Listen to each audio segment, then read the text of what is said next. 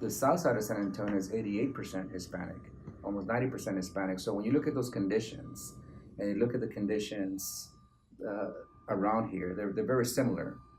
When you look at, and I call that my raw material to work with, right?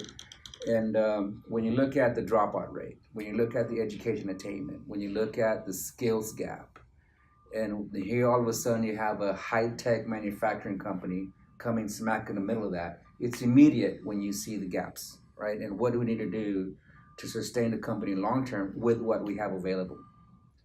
So my challenge there was to create processes to keep the company long term through education and workforce programs. So what I did is it took me about a year to understand current condition.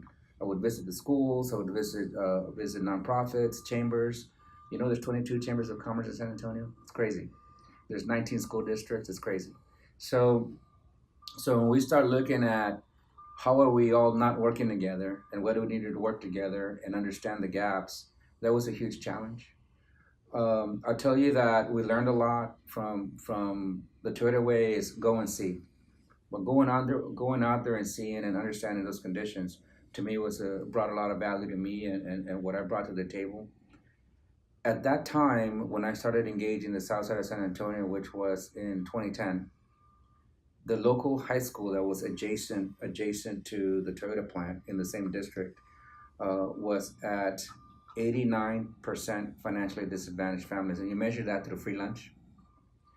Today, it's at 80%.